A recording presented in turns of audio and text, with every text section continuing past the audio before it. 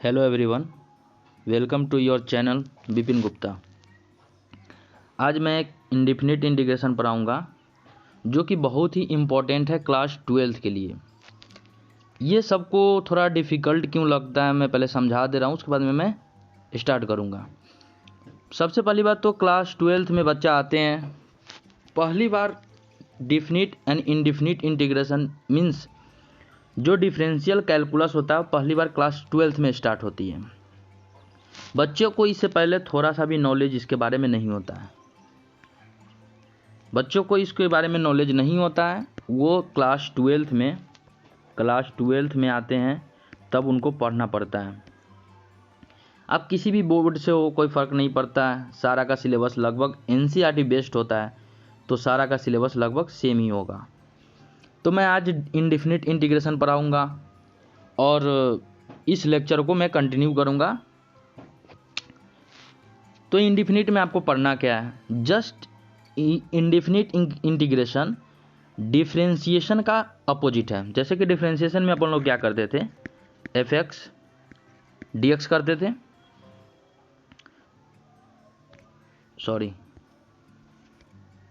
D Y upon D X करते थे। ठीक, किसी का अगर वाई फंक्शन दिया हुआ है x cube plus 3x square plus 5, ये एक एक्स का फंक्शन दिया हुआ है तो अपन d Y upon D x निकाल लेते थे। लेकिन यहाँ पे क्या है ना कि यहाँ पे इसको इंटीग्रेशन करना है, हम लोग वहाँ तोड़ के निकालते थे। इंटीग्रेशन मतलब होता है जोड़ जोड़ के निकालना। जैसे कि इंटीग्रेशन का मैं ग्राफिकली थोड़ा रिप्रेजेंट कर दूँ। जैसे ये कोई कर्व आपके पास है, अगर इसका एरिया निकालना है तो आप सबसे पहले छोटा एलिमेंट लेते हो, फिर छोटा एलिमेंट से आप वाई डी एक्स करके आप इंटीग्रेशन करके और आप उसका एरिया निकालते हो। यही रिप्रेजेंट करता है इंटीग्रेशन। यहाँ पे इंडिफिनिट नाम क्यों पड़ा, क्योंकि यह डिफिनिट नहीं है। जब मैं बताऊँगा, जैसे कि मैं किसी का इंटीग्रेशन करता हूँ एफ एक्स का डी एक्स का, तो आता है जी एक्स प्लस सी। ये जो सी है ना, वो तुम डिफिनिट नहीं बता सकते हो, इसका एक एग्जैक्ट वैल्यू नहीं बता सकते हो आप, इसलिए इसका नाम इंडिफिनिट इंटीग्रेशन रखा गया है। सी का वैल्यू जब हम पता करने लगेंगे नेक्स्ट चैप्टर में, जिसका नाम है डेफिनिट इंटीग्रेशन, तो वहाँ पे मैं बताऊँगा कि इंडिफिनिट से डेफिनिट में कैसे आते हैं। सबसे पहले आपको इंडिफिनिट का नॉलेज होना चाहिए, बहुत ही कंपलसरी है। अगर आप इंडिफिनिट नहीं जानते हो तो definite and area under the curve एक टॉपिक है, उसमें आपको डिफ़िकल्टी आएगी। इसमें क्या है, बेसिक फार्मूला है। फार्मूला क्या है इसमें, बेसिक फार्मूला है, फर्स्ट फार्मूला x⁴n dx का इंटीग्रेशन करोगे तो x के पावर, इसका पावर है ना एक बढ़ जाता है, और जितना बढ़ता है उसी को आप नीचे लिख दो, डिवाइड कर दो अब प्लस सी। डिफरेंशिएशन में क्या था, डिफरेंशिएशन में एक पावर घटता था। अगर मुझे इसका डिफरेंशिएशन करना है, मुझे अगर डिफरेंशिएशन करना है तो क्या लिखते थे, x के पावर n बाहर आ जाता था, n-1 ऐसे आता था। लेकिन यहाँ पे अपोजिट हो रहा है, यहाँ पे क्या है एक बढ़ जा रहा है, यहाँ पे हम मल्टीप्लाई में लिखते थे, यहाँ पे डिवाइड में हो जाता है। ठीक, और ये एक लीनियर फंक्शन का इंटीग्रल लिख रहे हैं हम। लीनियर फंक्शन करने का मतलब क्या है, ए एक्स प्लस बी एक लीनियर फंक्शन है, और ये जो फंक्शन है ये सिर्फ एक्स का ही पावर समथिंग होगा, इसमें दूसरा कोई इसका टर्म नहीं है। जैसे एक्स क्यू होगा तो डी एक्स ऐसा ही होगा। एक्स, समझ रहे हो ना क्या बोल रहे हैं। तो यहाँ पे एक लीनियर फंक्शन का डिफरेंशिएशन है, इंटीग्रल है। इसमें क्या है, a x plus B to the power n है, डी एक्स है। इसका इंटीग्रेशन निकालना है आपको। तो पहले तो आप 1 इसमें ऐड हो जाएगा, a x plus B to the power 1 add होके n+1 बाई n+1 तो होगा ही, फिर इसके डिफरेंशिएशन से डिवाइड करना है आपको। इसके डिफरेंशिएशन से डिवाइड करने का क्या मतलब है मैं बता देता हूँ। इंसर्ट पेज, इसके डिफरेंशिएशन करने का मतलब क्या है, मेरा इंटीग्रेशन था मेरा इंटीग्रल था a x plus B to the power n था। dx था, इसका आपको इंटीग्रल निकालना था। तो मैंने क्या बोला कि इसको तो सेम एज 1 पावर में इंक्रीज होगा, तो ax plus B to the power n plus 1, ये तो हुआ। और ये जो इंक्रीज होता है इससे हमको डिवाइड करना होता है, इसमें डिवाइड करते हैं इंटीग्रेशन में। और इसका जो है ना, इसके डिफ्रेंशिएशन से भी डिवाइड करते हैं। इसका डिफ्रेंशिएशन अगर ax प्लस बी का आप डिफ्रेंशिएशन निकालोगे तो क्या आएगा, ए आएगा, ए वाला टर्म आएगा, ए वाला टर्म का 0 हो जाएगा, तो कुल मिला के ए आएगा, तो 1/a से यहाँ पे करना पड़ेगा, इसका ए हुआ। ठीक, इसमें कुछ प्रॉब्लम है, देखो पहले आप एक बार पॉज करके ट्राई कर लो और उसके बाद मैं बता रहा हूँ। चले, पहले का प्रॉब्लम है x टू दी पावर 8 का इंटीग्रेशन निकालना है। तो मैंने क्या बोला कि x to the power 8 plus 1 upon 8 plus 1, अब प्लस c देना नहीं भूलना, ये कभी कभी बच्चे भूल जाते हैं तो बोर्ड में मार्क्स कट जाएगा। c देना नहीं बोलना है, c देना इसलिए नहीं बोलना है क्योंकि ये रिप्रेजेंट कर रहा है कि तुम्हारा इंडिफिनिट इंटीग्रेशन है, डेफिनिट में नहीं होता है सी। इंडेफिनिट इंटीग्रेशन यहीं से आपको पता चल रहा है कि हाँ यहाँ पे सी है, कोई भी कांस्टेंट हो सकता है, जिसके कारण ये इंडिफिनिट इंटीग्रेशन है। इसको थोड़ा सजा के लिख दे तो h to the power 9 upon 9 plus c, यही आंसर हुआ। इसमें देख लीजिए, इसमें क्या है ना कि पहले आप एक्स टू दी, इसको आप मतलब अलजेब्रिक फॉर्म में लिख लो, ये जो डिवीजन में है ना उसका आप इंटीग्रेशन नहीं कर सकते हो, तो पहले एक फॉर्म में लिख लो, इसमें डिवाइड कर दो, इसमें डिवाइड करोगे तो एक्स टू दी पावर -4 बचेगा, plus 4 X to the power ये -5 होगा, अब प्लस 3x के पावर -7 होगा। अब देखो ये कितना सिंपल हो गया, ये सिंपली हो गया कि आपको X to the power -4 plus 1 upon -4 plus 1, देखो जो जैसे मैं लिख रहा हूँ ऐसे लिखोगे तो गलती नहीं होगा, प्लस 4 तो 4 ही रहेगा, X to the power -5 plus 1 upon -5 अब प्लस 1 अब plus 3 X to the power -7 plus 1 upon -7 plus 1, जो ऊपर लिखेंगे एक्स टू दी पावर में वही आएगा। अब देखो इसको सजा के लिख दो, X to the power -3 upon -3, सही है, प्लस देखो -4 से 4 कैंसिल कर दो, रहने दो, एक बार मैं लिख ही देता हूँ, X to the power -4 upon -4 अब plus 3 X to the power -6 होगा, देखना -6 अपॉन -6, इसको थोड़ा सजा के लिखोगे तो X to the power -3 upon -3, minus पहले लिख दिए थे, सॉरी उसको थोड़ा छोड़ दो,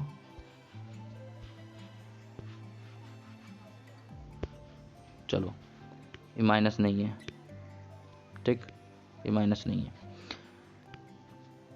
-4 से 4 कैंसिल हो गया, -x टू दी पावर -4 आप प्लस सॉरी माइनस भी हो जाएगा -2, तो -1/2 x टू दी पावर -6। देख रहे हो कितना सिंपल है, बस मैं जैसे जैसे बोल रहा हूँ वैसे वैसे करो, साथ में करो, पेन कॉपी पेन निकाल के करो, ठीक, तब समझ में आएगा। अलजेब्रा ऑफ इंटीग्रल क्या है, इसमें क्या है, इससे पहले मैं क्वेश्चन डिस्कस कर चुका हूँ अलजेब्रा ऑफ इंटीग्रल। इसमें क्या होता है कि f(x) प्लस माइनस g(x) है, इसका इंटीग्रल निकालना है ना, तो आप क्या कर सकते हो, इसको अलग अलग कर सकते हो, dx plus minus g(x) dx, इसका प्लस माइनस अलग अलग कर सकते हो, इसका इंटीग्रल आप अलग निकाल सकते हो, इसका इंटीग्रल आप अलग निकाल सकते हो, ठीक। पहला तो अलजेब्रा ये हुआ। दूसरा अलजेब्रा क्या हुआ, आप किसी कांस्टेंट से गुना कर रहे हो, आप जैसे कि आपको f(x) का इंटीग्रेशन करना है, इसमें कोई k जो कि कांस्टेंट है, तो आप इसको बाहर ले सकते हो, इंटीग्रेशन ऑफ f(x) dx आप कर सकते हो। जैसे कि देखो मैं पहले ही कर चुका हूँ ना, देखो जैसे कि यहाँ पे 4 कांस्टेंट था तो 4 को मैं बाहर ले लिया था, 4 का कोई मतलब नहीं था, जो बच गया था x वाला टर्म, इसका कहने का मतलब है जो dx है ना, इसका कहने का मतलब है कि आप सिर्फ x वाले टर्म को इंटीग्रेट करना है, जो टर्म x के अलावा है उसको एज इट इज रख देना है, सिर्फ x वाले टर्म को आपको इंटीग्रेट करना है। इसका कहने का मतलब यही होता है। अगर dy होता, ये सारा x है, तो हम इसको इंटीग्रेट नहीं करते, ओनली y जगह, ये सारे को एज ए कांस्टेंट की तरह हम यहाँ पे ट्रीट करते, समझो, एज ए कांस्टेंट की तरह हम यहाँ पे ट्रीट करते हैं। x के फॉर्म में मुझे करना है तो g(x) जो फंक्शन होगा उसी का इंटीग्रेशन सिर्फ करेंगे हम, उसके बाद में देखो एक और एग्जाम्पल, ये सबसे पहले देखो 2 टर्म का है, लीनियर फंक्शन है, कोई प्रॉब्लम नहीं। सबसे पहले इसका इंटीग्रेशन करना है तो आप 3x + 5 to the power 5 + 1 upon 5 + 1 तो होगा ही होगा। डिवीजन में 1 डिवीजन में इसका जो डिफ्रेंशिएशन होगा, आप जैसे डिफ्रेंशिएशन 3x + 5 का आप डिफ्रेंशिएशन निकालो तो क्या आएगा, 3x का डिफ्रेंशिएशन 3 प्लस 5, इसमें देखो ये कांस्टेंट है, कांस्टेंट का डिफ्रेंशिएशन 0 तो 3 आएगा, तो 1/3 आप यहाँ पे दे दो। तो आपको कुल मिला के जो लिखना पड़ेगा वो लिखना पड़ेगा 1/3 3x + 5 to the power 6 upon 6, यही आंसर होगा। यहाँ पे देखो सिंपली ऊपर कुछ नहीं है तो इसको आप 4x + 5 टू द पावर -7 कर दो, dx तो है ही, ये इंटीग्रेशन है। मैंने बोला था कि 4x + 5 टू द पावर -7 + 1, जैसे जैसे मैं कर रहा हूँ वैसे ही करना है आपको भी। dx तो नहीं लिखाएगा ना, यहाँ पे इंटीग्रेट कर दिए, इनटू 1 जो इसका डिफ्रेंशिएशन है ना, इसका डिफ्रेंशिएशन 4 आएगा तो उसको आपको लिखना है। तो 4x + 5 to the power -6 upon -6 into 1/4। समझ में आ गया होगा, आई होप कि आपको समझ में आ रहा होगा हम क्या पढ़ा रहे हैं।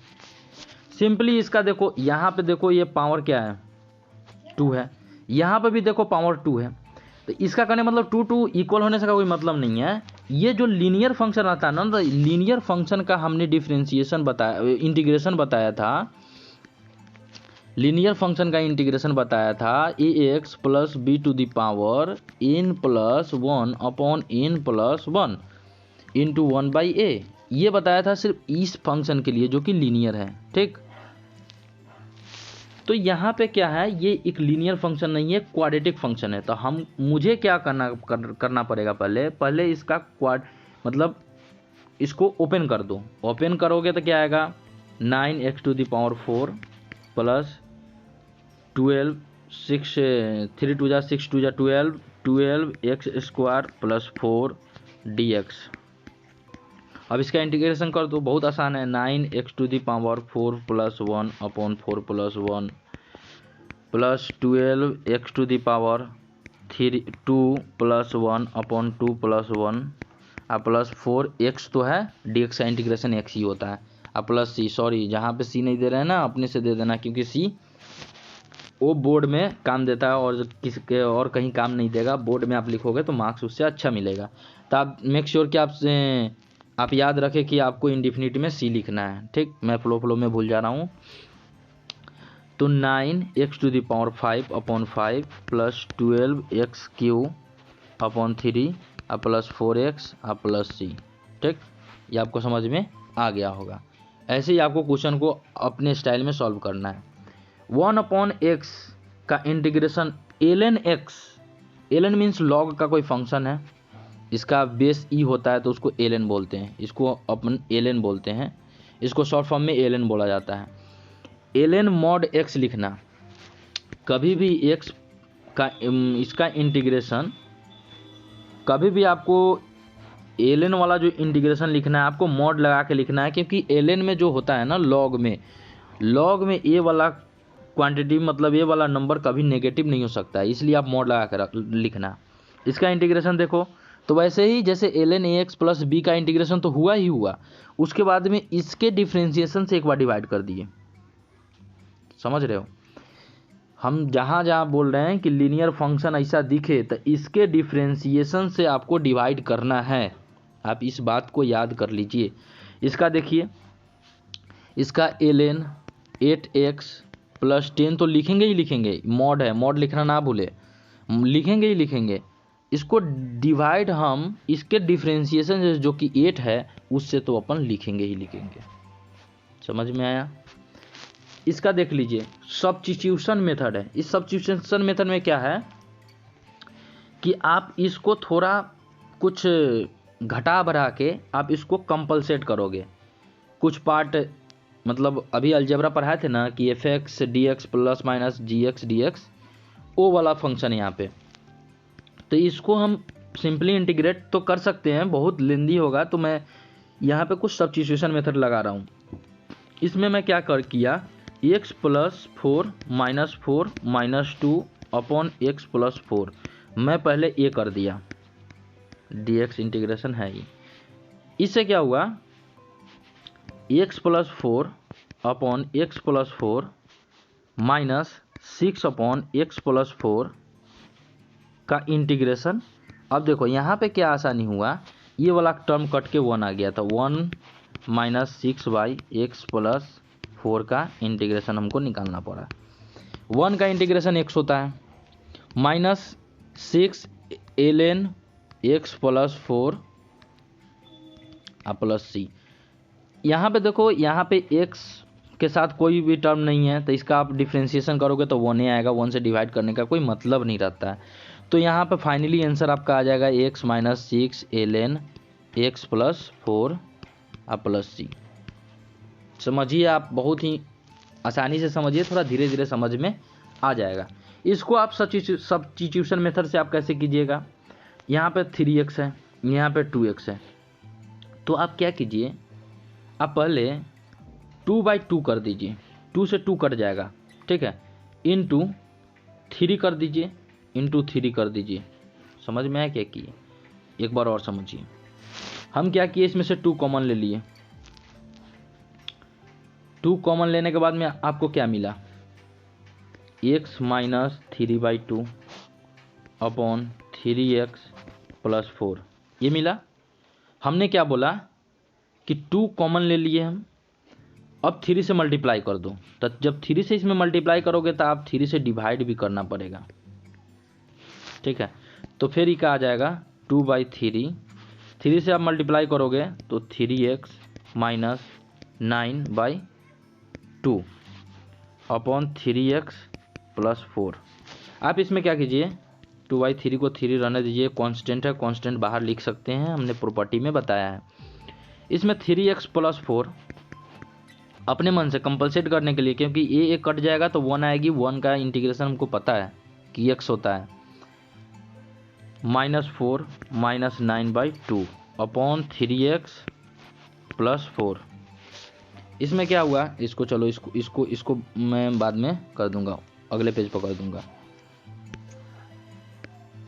उसके बाद में क्या हुआ, 2/3 तो है ही,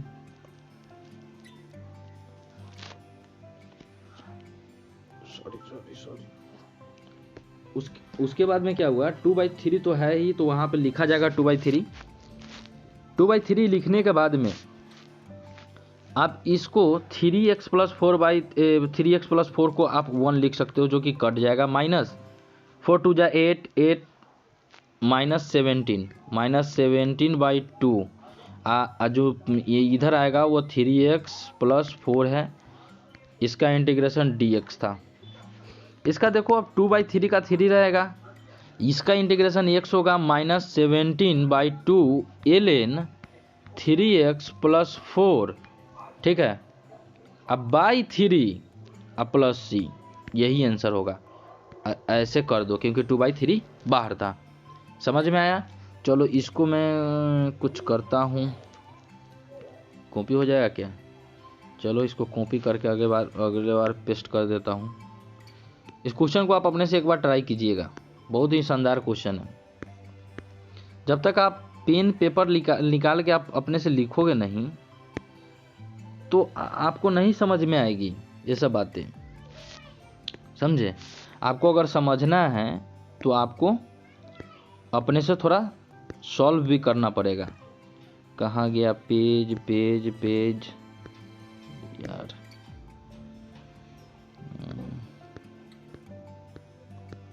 पेज कहाँ गया। चलो मैं सबसे आगे ही कर देता हूँ, सबसे आगे ही कर देता हूँ। हाँ, क्वेश्चन क्या था, पेस्ट भी करने वाला है कि नहीं भाई। हाँ, ये क्वेश्चन था। ये क्वेश्चन में क्या था, 2x plus 5 upon x plus 2 into x plus 3 है। आप ये ऐसे फैक्टर ऊपर को बनाने की कोशिश करो। ऊपर को मैं बनाता हूँ, x प्लस 3 लिखता हूँ, प्लस एक्स प्लस 2 लिखता हूँ upon x plus 2 into x plus 3। जब आप इसको मतलब सॉल्व करोगे तो आपको क्या मिलेगा, एक्स प्लस थ्री कट जाएगा तो 1/x+2 मिलेगा, एक 1/x+3 मिलेगा। जिसको आप इंटीग्रेट करोगे तो इंटीग्रेट करने के बाद में ln x+2 मिलेगा प्लस ln x+3 मिलेगा, प्लस c तो मिलेगा ही मिलेगा। ln का मतलब एक बार और समझ लीजिए, ये log है, जिसका log किसको कहते हैं, जिसका बेस 10 हो। ln बोलते हैं जिसका बेस e हो, उसको अपन ln बोलते हैं, समझे। तो अब आगे बढ़ते हैं। अरे भाई काम कर जा। तो हम थे कहाँ,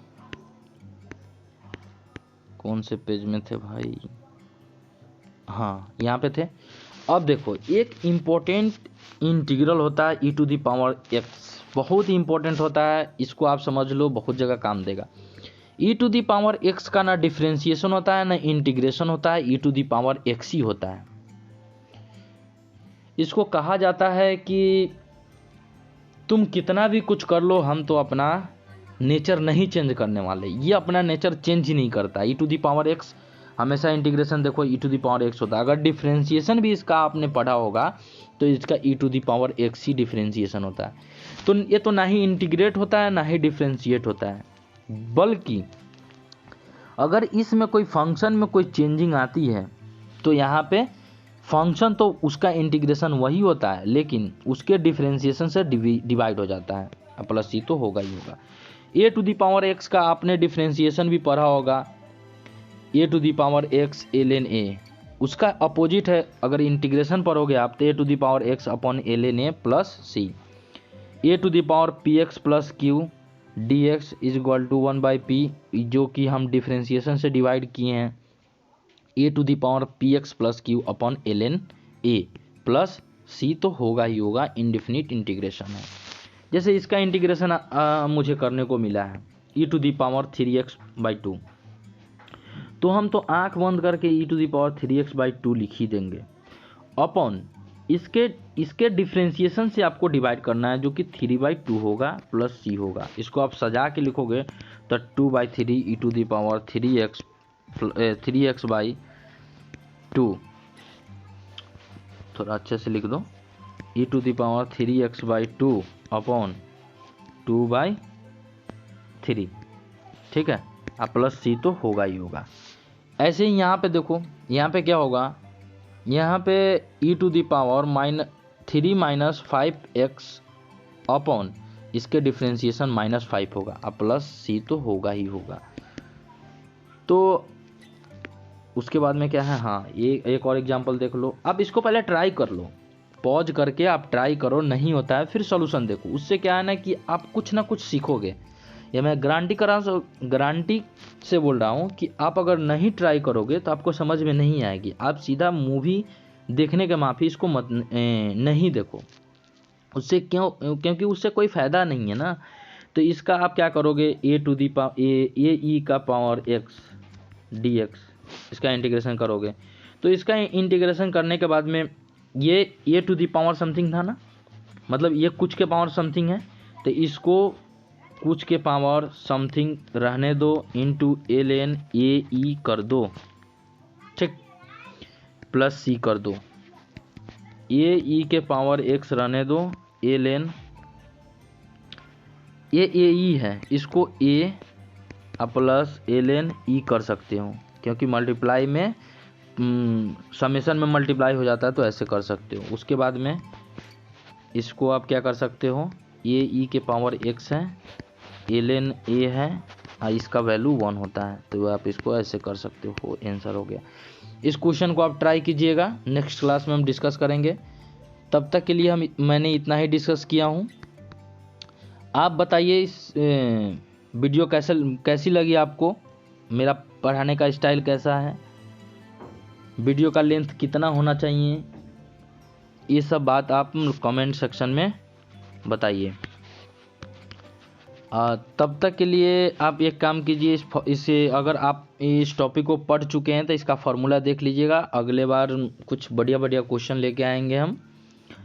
और इस चैनल को और इस वीडियो को अपने दोस्तों के साथ शेयर कीजिए। बहुत ही मेहनत लगती है मैं वीडियो बनाने में और इसके पीपीटी बनाने में। ये जो मैं पहले से ही कुछ कुछ क्वेश्चन लिख के आ रहा हूँ, इसका मेन मकसद है कि टाइम को सेव कर रहा है। अगर मैं लिख कर नहीं लाता तो यहाँ लिखने में टाइम लग जाती, जिसके कारण मैं पहले से ही कुछ क्वेश्चन एंड फार्मूला लिख के लाता हूँ। अगर आप सजेस्ट कर दें कि आपको ऐसा पसंद है या नहीं, अगर ऐसा पसंद नहीं होगा तो मैं अगले लेक्चर से इसको भी मतलब सारा चीज़ यहीं पे मैं लिखूँगा, लेकिन उसमें क्या है कि टाइम कंज्यूम हो जाती है।